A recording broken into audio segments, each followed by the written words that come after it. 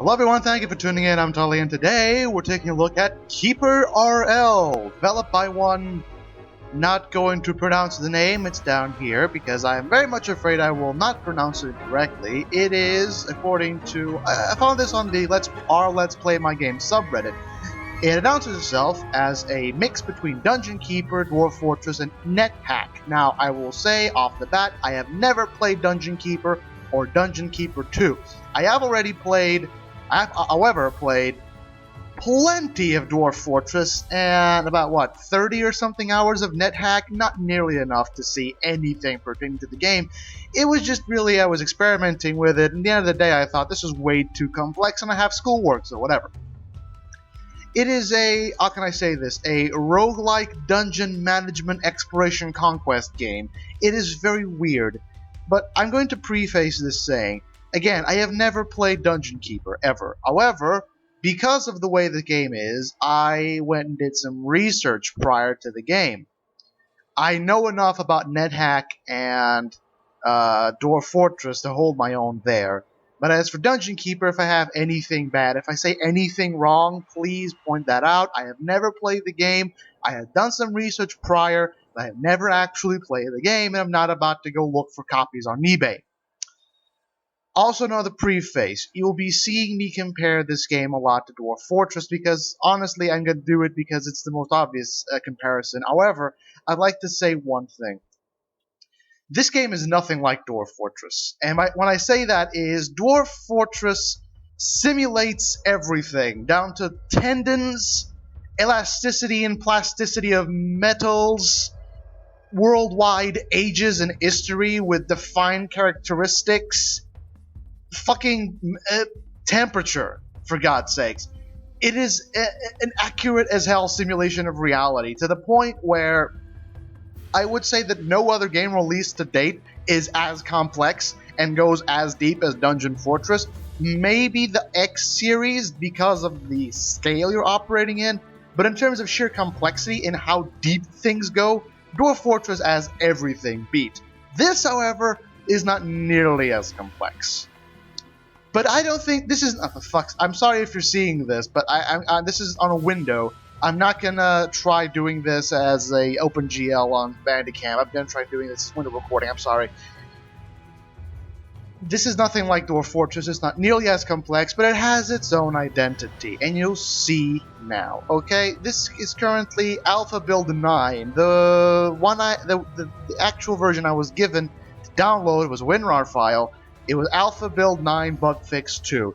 This has gone through, according to the developer, a 1.5-year development cycle, and I believe it shows. I do believe it shows. So I'm going to show you something here. Change settings, not exactly the best as you can see here. I haven't tried that out. Unicode graphics off. Not going to try that out now. Music on, keep save files. I don't know why, but keep save files defaults to yes. No, keep save files defaults to no. I have no idea why. Also, no sound slider, so I actually have to go to the speaker and mixer to reduce the sound for this. Otherwise, it's really loud. It is, I believe, a single soundtrack, and it kind of loops over, but I like it. It's atmospheric. In-game hints on. I don't know what this game considers to be hints because I've never seen hints. Maybe, I don't know. I have yet to see hints. Done. You can load a game. You can view the high scores. I only have 3. There you go. I actually had a couple of adventurers that I have yet to kill, but there you go. As you can see, I've been progressively getting better and better and better. This is my first kill, this is my second kill, third kill. Let's go. There's 3 roles, Keeper, Adventure, and Adventure versus Keeper. I believe Adventure is a traditional adventure mode in Dwarf Fortress, so basically just NetHack, as you can see. You control a single character. Actually, let me show you here. Adventurer. Of course, not exactly that much of a customization. It's easier hard, it's super hard. You can't exactly do any parameters. It just happens. There you go. Every side one has there we go. Hints. And it starts like this for some reason. It's like I can't control it. What the hell's going on?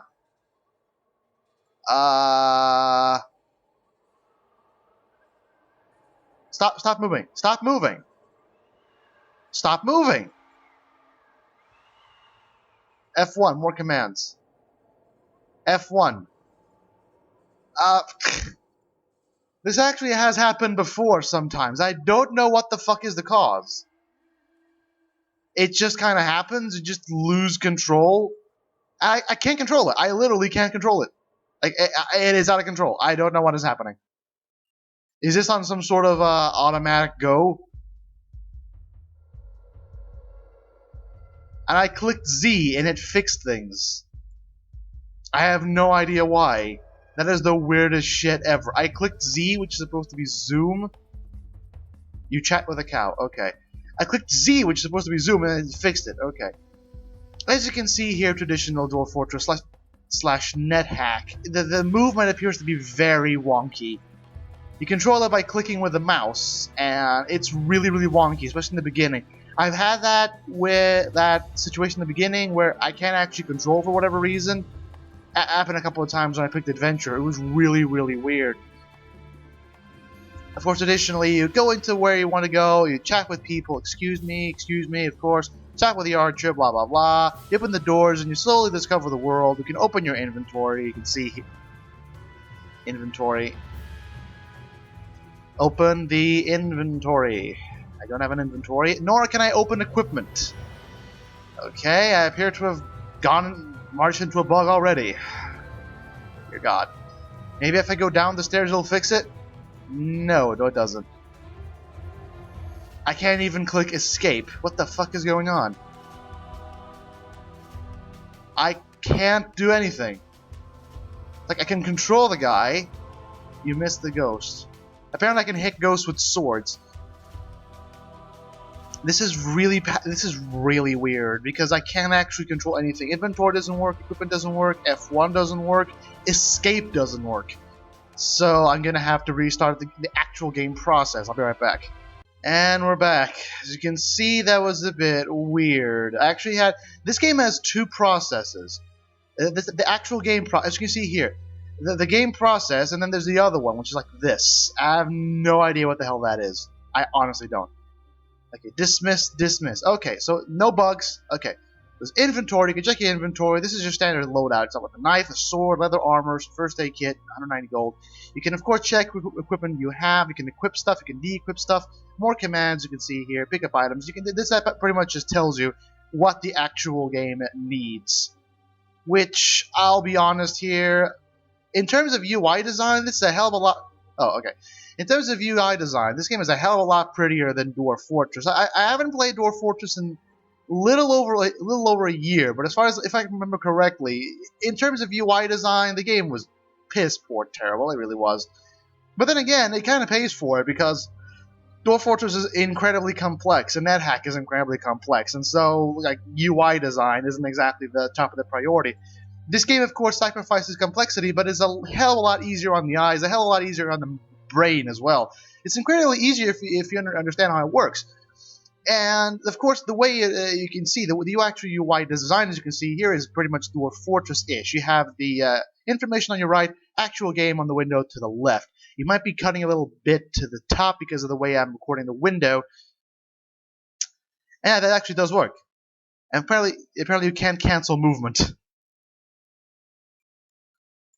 And it's bugging out again. Okay. Like, you go there. If you hold Control and click arrow once, you'll keep going for a while. There you go. See? Done. It's amazing. You just keep going, as you can see. It's amazing. You don't actually have to click anything. Just hold Control and do the thing.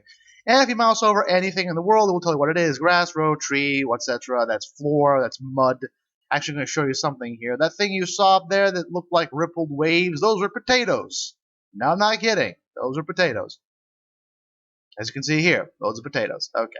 Man in the game. Show me the man in the game. Adventure versus Keeper. I play it a bit. It's traditionally just Adventure, but I do believe what it does is go pick up an old save you had or an abandoned fortress you had. That's not a fortress, a keep or whatever, and it will allow the adventurer to go through that keep and adventure in there. Keeper, of course, is the, well, I believe the main mode for this game, obviously because of the name. Again, not as much customization as Dwarf Fortress. As you can see, game difficulty, harder, easy. Aggressive enemies, no or yes. So I'm going to go with game difficulty, easy, but yes, aggressive enemies. Actually, no. Game difficulty hard. I don't want to get my ass beat. I'm still new at this game. In short, you're a warlock who's been banished from lawful world for practicing black magic. You're going to claim the land of Silvaranth and make it your domain. The best way to achieve this is to kill everyone. Use the mouse to dig into the mountain. You can select rectangular areas using Shift key. You need access to trees, iron, and gold ore. Build rooms and traps to prepare for war. You can call a minute at a time. Okay. As you can see, very Dwarf Fortress-ish. Of course, you can pause. You can pause to stop the game, obviously. You spacebar, pause. Now, as you can see here, this is a little different from Dwarf Fortress, and this is where I believe the inspiration from Dungeon Keeper starts going up. You have different types. Okay, where's my Keeperopedia? This is the Keeperopedia. It basically just tells you everything about everything you need to know in terms of lore. For instance, you can see deities, fling whatever, lives in the water, goddess of wisdom, decreases the cost of research, blah blah blah. As you can see here, advances. This is pretty much all of your different golems.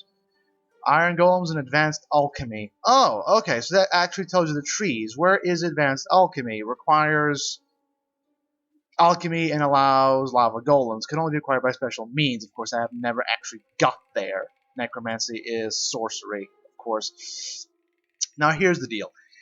These are your several menus here. Actually, let's start here. This is your main menu. You're going to be spending most of the time here. This allows you to dig, collect trees, collect ores, as you can see here, and allows you to build stuff. So let's start by making a traditional Dwarf Fortress.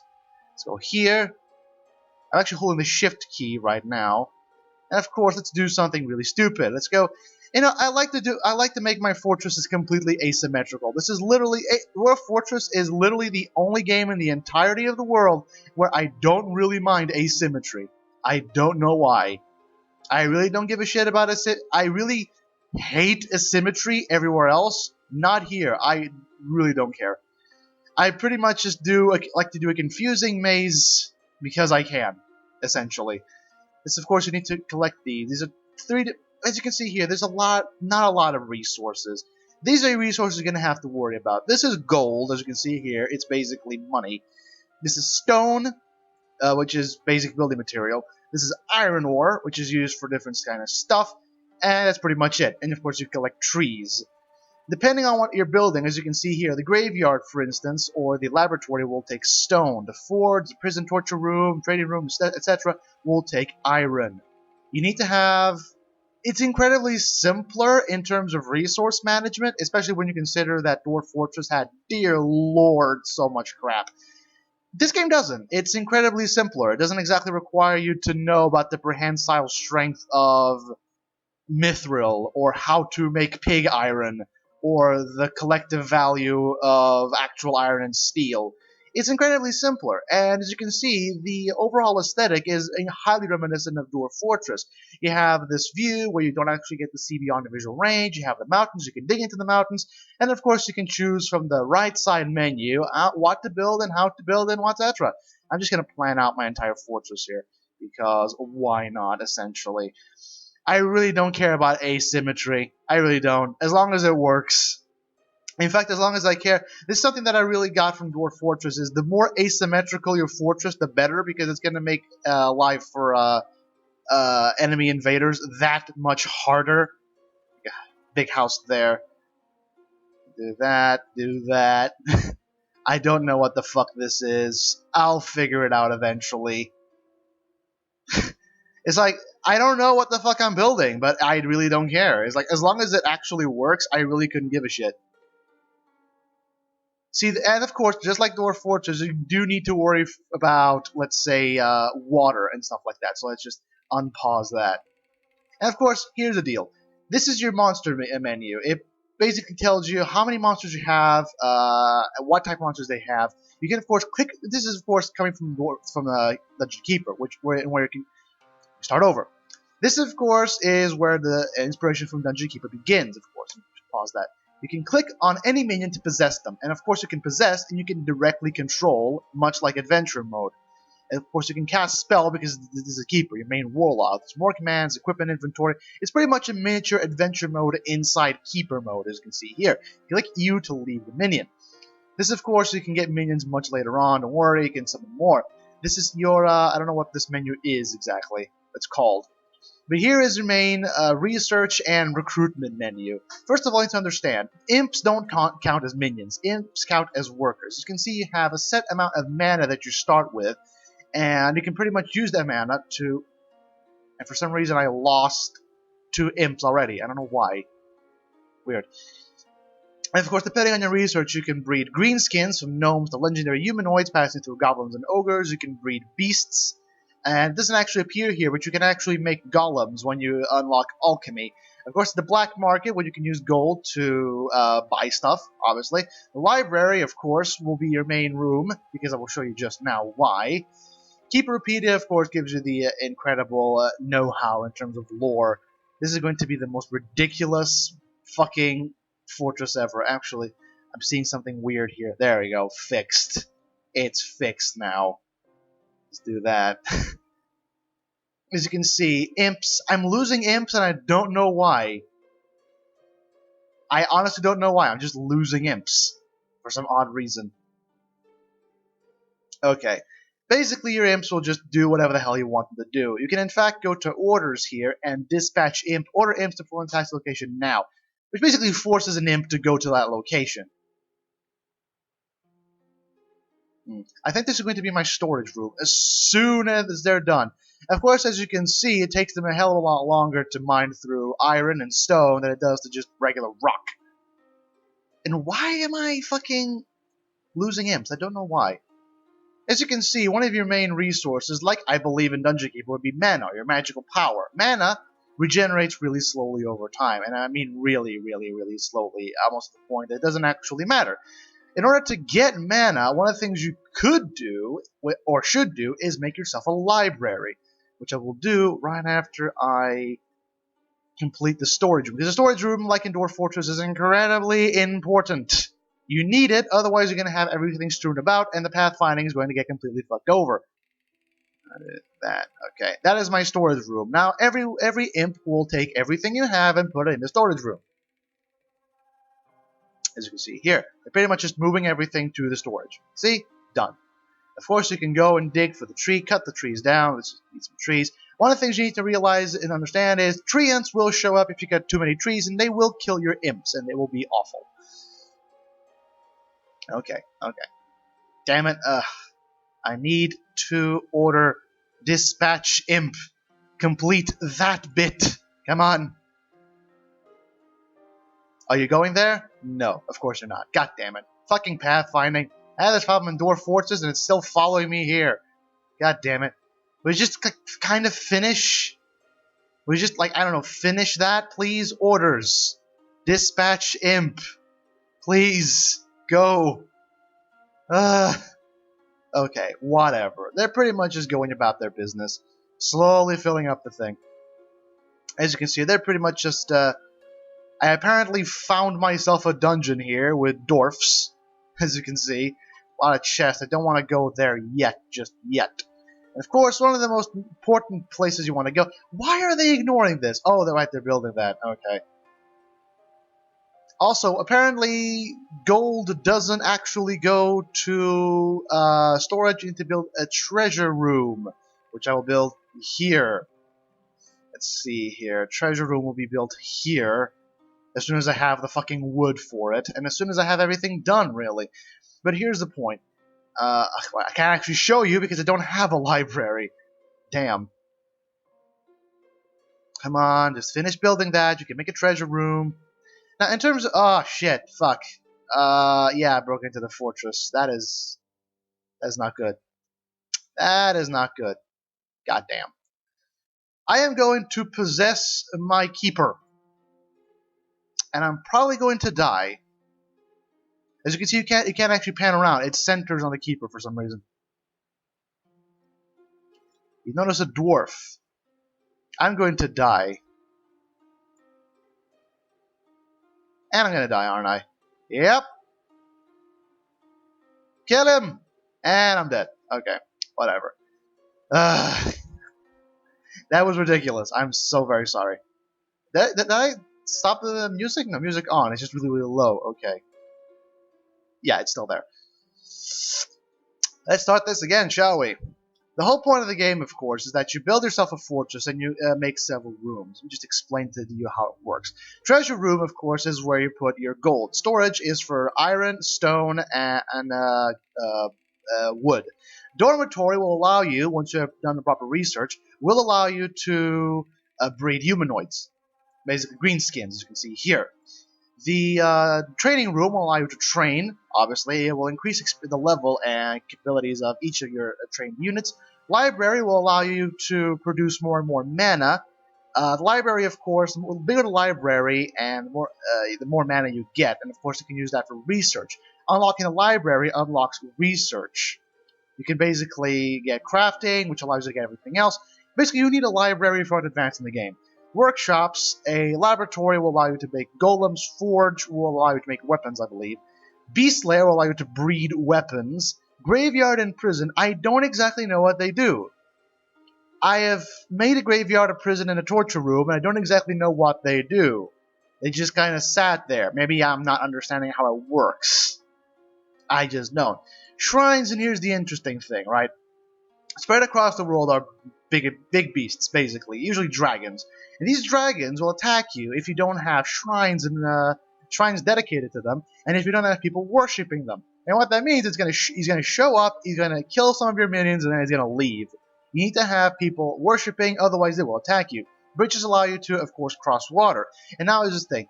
Orders, of course, you can see here. Fetch items, you can see here. This is mostly for imps, as you can see here. Guard posts, of course, will...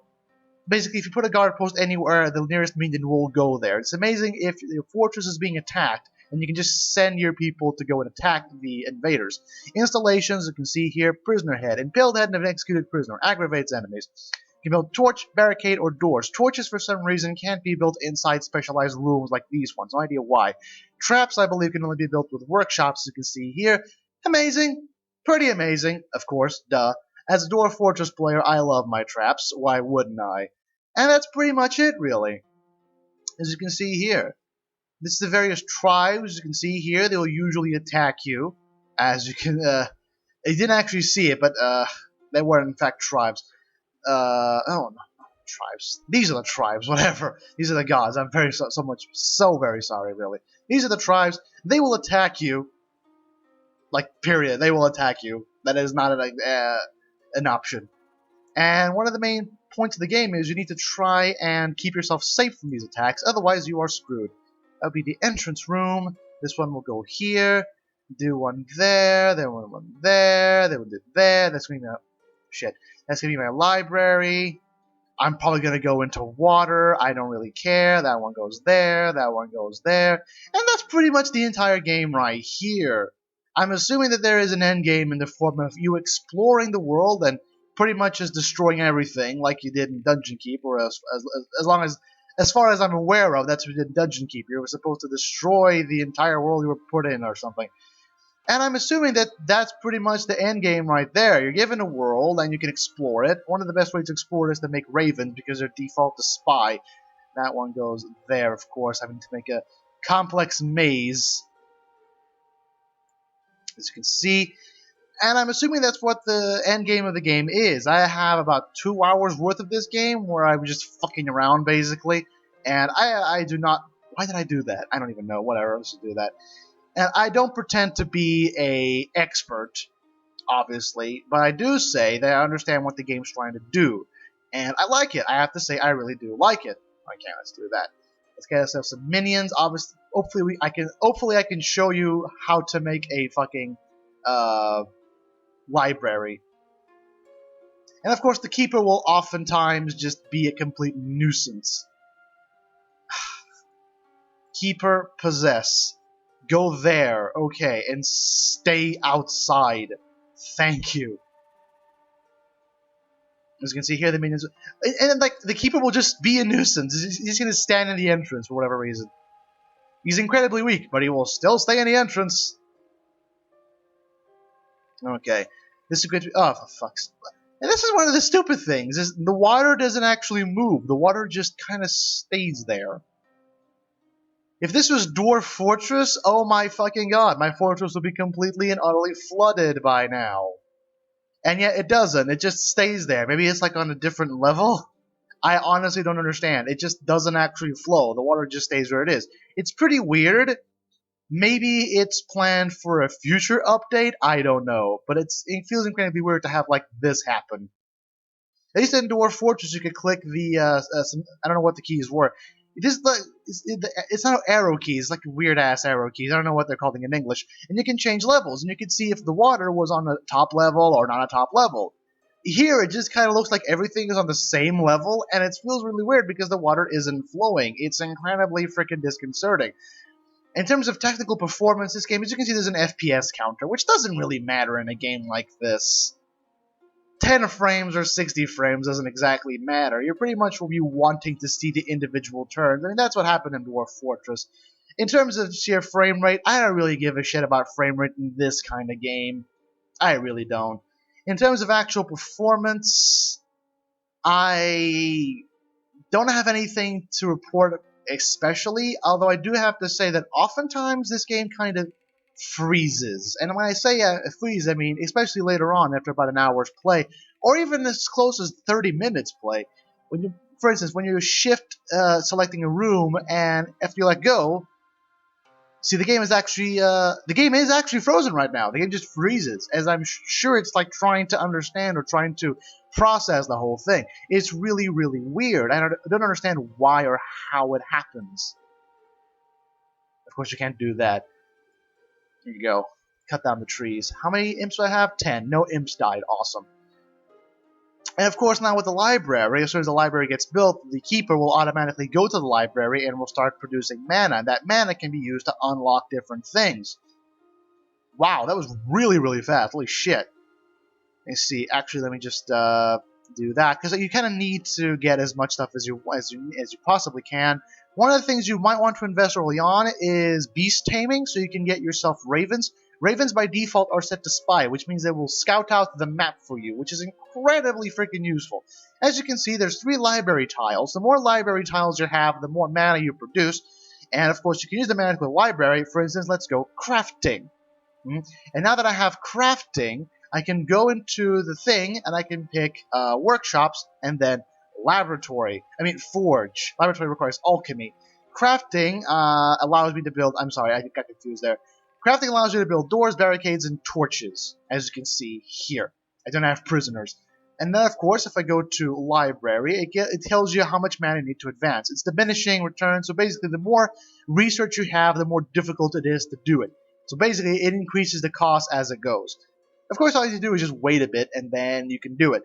One of the good things is research costs increase, but creature costs don't. So basically, an iron golem will also always cost 80 mana, like always. The library and research alchemy, as you can see here. Now I can go into workshops, make myself a laboratory, which I will do here. Boom. As soon as the game decides to load. And almost there. There we go. And now it's a planned laboratory. And what that means is the game is still actually frozen. This is what I talk about. The game has some really weird technical issues in that it will stutter and freeze for no good reason. I'm assuming it's because it's still an alpha build, and it gets incredibly annoying at times. Like now, it's just kind of weird and wonky. I believe it has recovered, as you can see here. And then, now that you have that, you can go into library and research stone golems. And then you can research iron golems, and then I will build the golem as soon as I can show you what it is like. And of course, different rooms take different things, blah, blah, blah, blah, blah. What I will use this for, let's see. I will use this as a... I don't know. Why will I use this for? I think this is going to be my shrine room. This will be my shrine room. My beast lair will be that one, because I don't exactly want those many beasts. I'm usually an humanoid and golem type of person. Play this game for 2.5 hours maybe, and I'm already denominating myself. As you can see here, then you can just make, as soon as you have the beast lair, you can already upgrade the beast. You start with gnome unlocked, and you start with the raven unlocked, pretty much. Let's see. And again, this game has really weird technical issues, and that when you have too much stuff happening, it will just slow to a crawl. For whatever reason, I don't really understand. Again, it's an alpha build, but after one and a half year development cycle, you'd think this would be sorted out. It's not exactly an issue with my computer now, is it? It's not exactly that good, but it's not exactly that bad either. I mean, come on. I never had this much trouble. Is it because I'm recording? Is it like that small extra taxing on the processor? It feels incredibly weird. And honestly, by this point, I don't know how to play anymore. Because the game is just slowing down to a crawl. It's completely unacceptable. I mean, I understand this was made by one person, I believe, but I don't know. It just doesn't feel right. I mean, after 1.5 year development cycle, this should have been already sorted out. It's just coming out of alpha, but seriously, come on now. Just cue that up. I'm assuming this is because it's just trying to slowly and very slowly process everything as it's happening. Because you can see it just jumped over, so things were made during the absence of my presence. Really weird. Iron golems. I researched iron golems, which means I can go here, click on golems, and produce an iron golem. The iron golem, as long as you have a training room, I mean, pretty much everything you produce, assuming you have a training room, will default to training, and they will go there and increase their combat abilities, increase their level, which is incredibly useful later on, of course. That was supposed to be my shrine room. God damn it. I completely forgot about that. So let's go here. Basically make a shrine to everything. A shrine there. One of the good things about this game is goblins and gnomes, basically humanoids, are incredibly useful for utility purposes, which means that I basically leave actual defense and offense to the golems, and I use my humanoids for utility. And what that means is I go here and I use them for laboratory purposes, for worship purposes, and it allows me to stay safe, basically. Here, shrine 2, there we go. I have a lot of shrines. Hopefully the gods will not hate me. There we go. This is the most asymmetrical shrine area I have ever seen. Not that I even care. So essentially, this is the game. You build yourself a fortress, you build yourself a small kingdom, and I'm assuming that later on you will be attacking the enemy. Okay, let's go for 3 ravens. As you can see here, go into there. Ravens default to spying. What that means is that they're going to go ahead and scout the map for you, which is revealed in the minimap. And of course, you can click on the individual monsters, as you can show description, equipment, you can order them tasks, special type of monsters, different types of monsters have different types of tasks. Keeper, of course, can do lab research of warship. The Raven can spy, pretty much. But that's pretty much what the Raven is used for. Use it to spy the map. And that's pretty much it. This is a game for you. You queue up orders, you watch as they go, you watch as they're done, and that's pretty much done. You survive attacks. Let me see if I can just show you an attack. It's probably going to take a hell of a lot longer. What you do here is pretty much that. You'll be occasionally attacked. You'll be occasionally attacked by both tribes and by the dragons. It can show you something. You can form a team with different types of monsters. You can order them around. You can take command of a team rather than a special individual unit, which will allow you to form raiding parties and go and attack people. That's pretty much it there. You get another iron golem here. There's also a sorcery system, which will require to unlock. You need to unlock sorcery before you can use it. There. Sorcery, which has this enormous list of things. So yeah, I can pretty much see what the game is going for. It's going for this slight weird mix between Dwarf Fortress, because you can see this game has a lot of influence from Dwarf Fortress, as you can see here, crossed with the unit and research and magic management system that came from Dungeon Keeper and stuff like that. NetHack, I believe, is more evident in the adventure mode. But then again, I wouldn't exactly call it a NetHack inspired, because Dwarf Fortress did in fact have an adventure mode, and it's much like the adventure mode here. So, honestly speaking, I would call this game Dungeon Keeper with a Dwarf Fortress feel / look, but with none of the complexity that Dwarf Fortress implies. Honestly, I believe that this is currently going on Greenlight. This is nowhere near finished. This is an alpha build. This is Alpha Build 9, so don't make any judgments of the game as of yet. honestly speaking, I very much enjoy the game. I've enjoyed it. It very much feels like a more casual version of not Dungeon Keeper, of Dwarf Fortress, with these fun elements in the middle, where you control your imps, you control your monsters. It's pretty much fun. It really, really is. And honestly, I like it, and I'd like to see where this game will go now. I very much would like to. So I'm going to stay tuned to this game because I very much want to see where it goes. I believe this game has potential. I really do. And that's pretty much it. This is the game as it is. I'm assuming this has a very, very late game in the form of you pretty much just use your ravens to scout ahead and see what's up, and then you can use your summon units or summon monsters to attack the enemies. And then you control everything and you kill everyone, and you turn your mountain into a god-awful asymmetrical mess, as you can see here. And that's pretty much it. There's a game for you. So, that's KeeperRL. Currently not available, I believe. I don't think it's available as yet. It's going to Steam Greenlight. It is going to Steam Greenlight. So hopefully it'll get greenlit. I like the way it's going.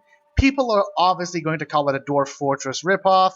Other people are going to call it a bad Dungeon Keeper ripoff. I believe this game can honestly go into its own identity, take elements from both sides, and make a whole new thing, basically.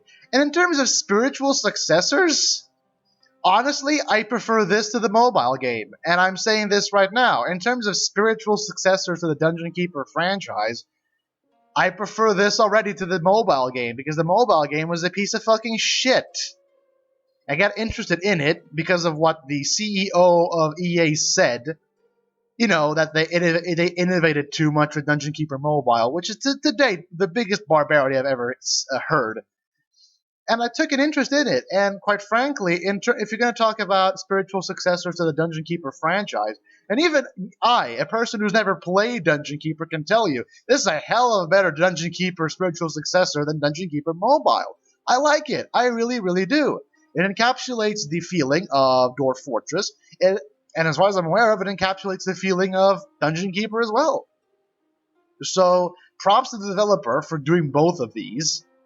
Props to the developer for trying on something as ridiculously complicated as trying to be a spin-off of Dwarf Fortress. Not really a spin-off, but inspired by. God knows how complex that game is. Most people go insane before they realize how the hell Dwarf Fortress works. You spam golems there. So, props to the developer for managing to do something that is both entertaining, fun, and oftentimes frustrating when you do a slight bad move. Also, this game does not have what you would call tantrum spirals. Thank the fuck God. And there's a treant. Great. Oh, no, there's an ent, not a treant. It's an ent. Anyway, thank you for tuning in. Oh. Well, my imps are dead.